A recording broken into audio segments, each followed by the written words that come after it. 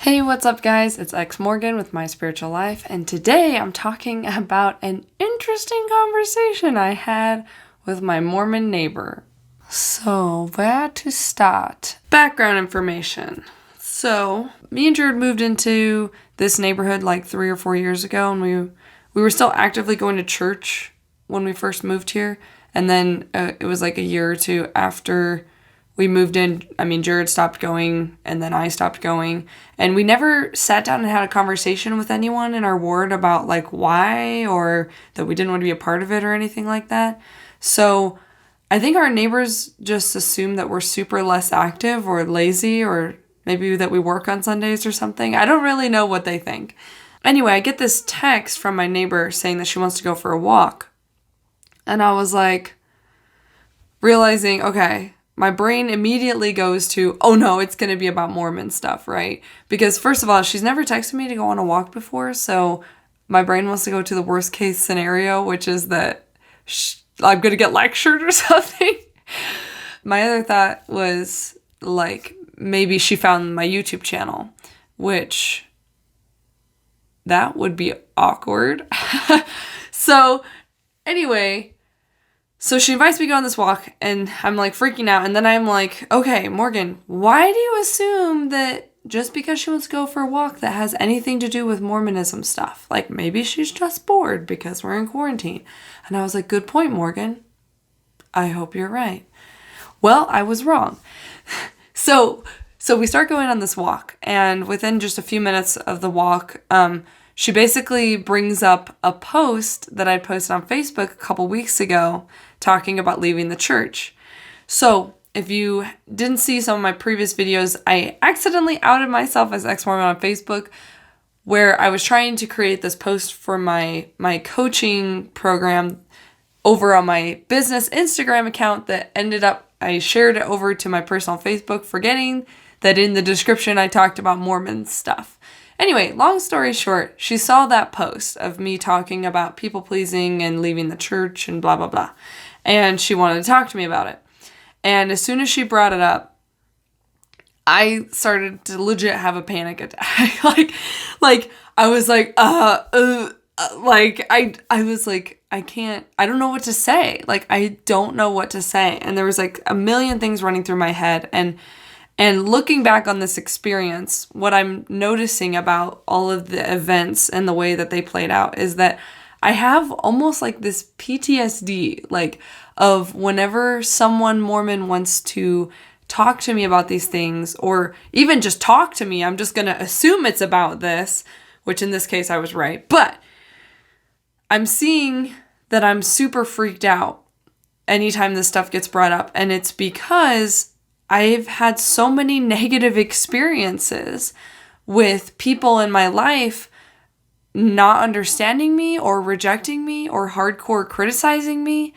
And so I'm seeing that my brain like freaks out anytime a situation like this is brought up, even if the person doesn't have ill intent. So what happened was, she was like, I saw your post about like leaving the church and stuff, and I was just like stumbling over my words. I was just like, yeah, I just, it wasn't for me, and this is what happened. And I even told her about how I accidentally posted that, but that I decided to leave it up, and how I was worried about what her and the other neighbors would think, because I really like my neighbors. Like, I really like them. And they help me out with Lucas. Like, and their kids are awesome. Anyway, so I like spilled my guts to her about all this. And she was just super, super cool about it. And okay, so there's so much that happened. I'm trying to, in my brain, figure out the order that things happened. But so I'm freaking out, kind of stumbling over my words and having this like awkward conversation of trying to explain myself so that like I didn't make her feel bad or whatever. And she was like, oh, actually, I thought it was super interesting what you talked about with people pleasing. She's like, because I think I'm a people pleaser as well.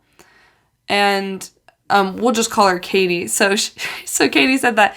And I was just like, oh my gosh, like, this is not her trying to get me to come back to church. This is not her, like, trying to even understand why I left, or she doesn't want anything from me. She's just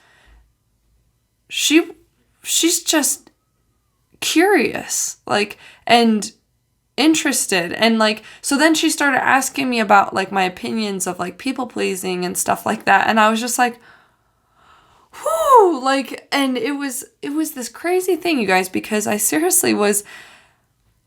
expect the worst. I really do. And moments like this are a huge wake up call for me, and they're super helpful because the truth is not all Mormons are as crazy as the ones that made me feel bad during this journey. And we can't keep expecting them all to be that bad or whatever, because then we're missing out on really cool connections and conversations with people just because we're putting a label on them, you know? Anyway, I was so relieved when I realized like this was not like a intervention type of conversation. And so we started just going down this road of talking about these different things. And she was like, my whole life I've just viewed so much as black or white, and I'm just starting to see how that doesn't always make sense. And she's like, and I believe that the gospel is true, but I just think there's a lot of people that are trying to do a lot of things, and it's just not, it's not right. It's not making sense. It's not working. And so she was talking about how you've got, I think she mentioned a talk or something, a podcast where she had heard them talk about, okay, you've got the cliff, right? The cliff is sin, right? So you put the fence in front of the cliff so you don't fall off the cliff. And the fence is like a rule in front of like the commandment or whatever, right? And she said that the problem that happens is that people keep putting the fence further and further away from the cliff and freaking out and getting obsessed with this whole like letter of the law versus like the heart of the law. And I was just like, I was freaking out when she was saying this stuff, right? Because I'm like, she gets it. Like she's seeing like through this goggles of just blind obedience, right?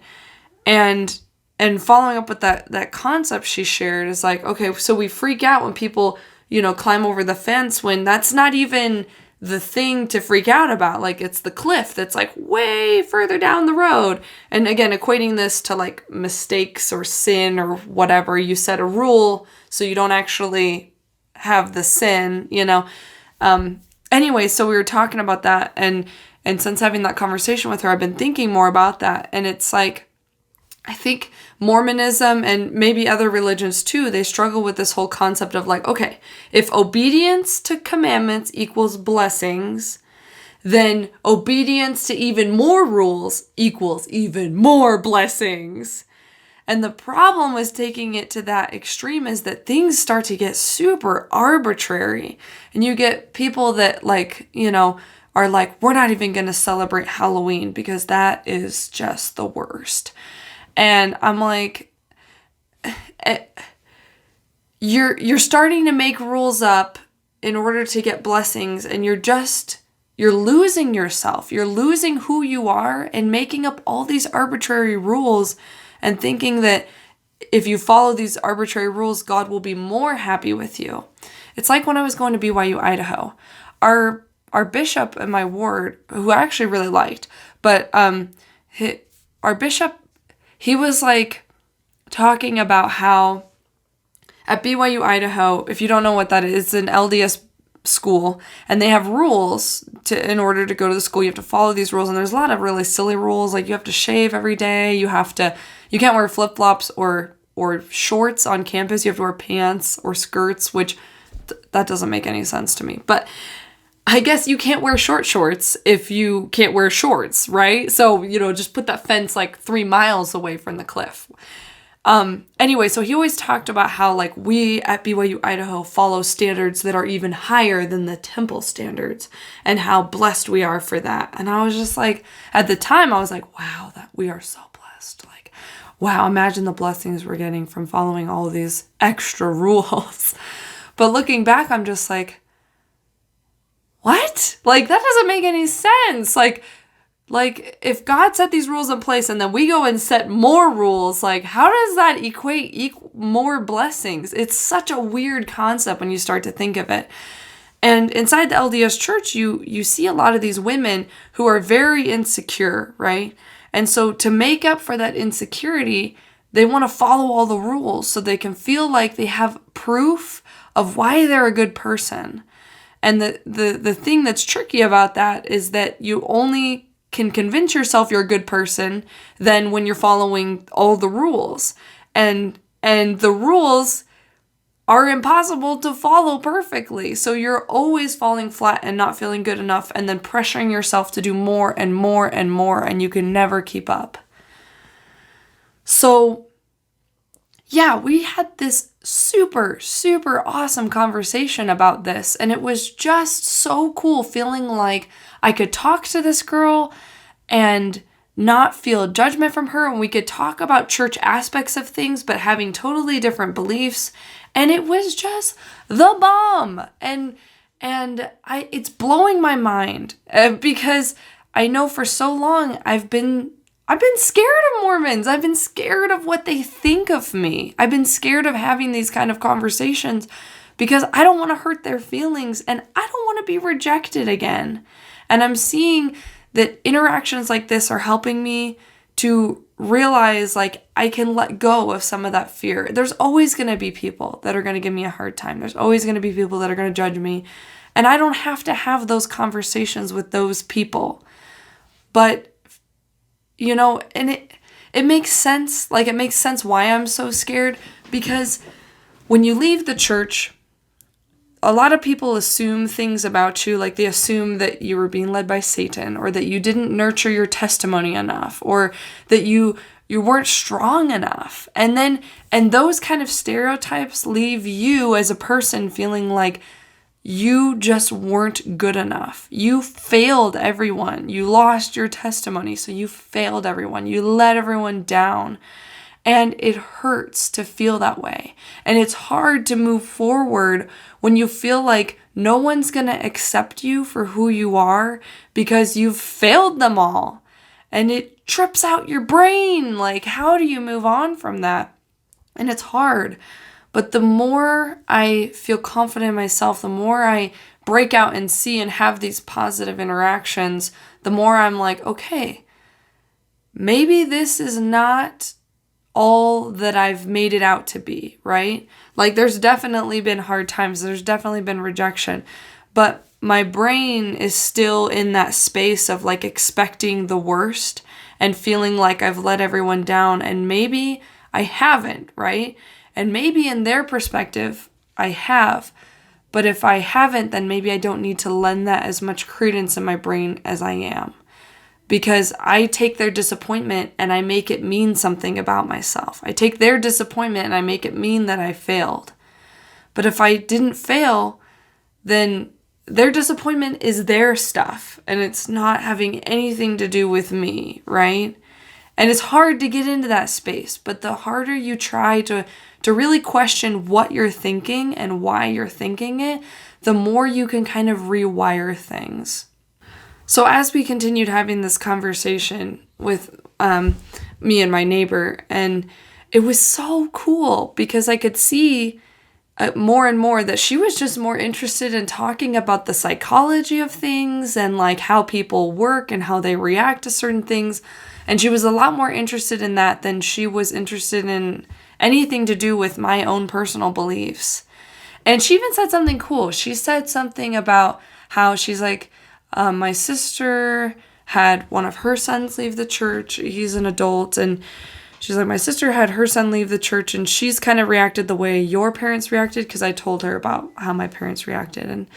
And she said, and I see like how that is just ruining their relationship and how he just needs love, and I was just like, how do you know all this? Like, it's very atypical, honestly. And well, I say that because just, again, from what I've seen, is very atypical of a Mormon to have that kind of perspective, because they are so conditioned to like, this is the one truth. And if you let that go, I mean, you're doomed to, not being able to be with your family in heaven, and your life, it's going to be miserable because you can't be happy outside the church, blah, blah, blah. Anyway, she started to talk about how she thinks it means more to be a part of something that you truly believe in. She said, I think my sister just wants him to come back, regardless if he believes or not. And she's like, but that doesn't make sense to me, because wouldn't God care more if he were doing it because like he believes in it? And I was just like, you get it. You get it. You get how toxic sometimes this attitude can be. And I didn't say it like that. But anyway, it was just the coolest conversation that we had. And I realized that it was a breakthrough for me in a lot of ways, just because I'm so conditioned to experience negativity from Mormons. And that's just not always the case. Like, my sister is a great example. I've got one sister she watched me go through this whole thing. She watched me go through my entire faith crisis. And so I think it changed us both. She has so much compassion for me, and she really is willing to listen and hear me out and stuff. And I'm so glad that I haven't given up on having these relationships with my Mormon people, because I get so much out of them. And I don't want all my relationships to die because we think differently. And it's hard sometimes for that not to happen. And it's hard on both ends. It's hard for them because they just are not equipped to deal with someone leaving the faith. They don't know how to handle it. And it's hard for us because we've experienced so much rejection, and we are done with it. We are angry and hurt because we're tired of people saying that we can only be accepted when we live in this box that we don't feel comfortable in anymore. So I think moral of the story here is that you got to choose your audience when you leave the church, for sure. You have to choose wisely who you have these conversations with. But I think you also have to take risks to find out who you can have these conversations with. Because if you assume the worst of everyone, you're never going to have these really cool, deep connections with certain people that maybe you were meant to have.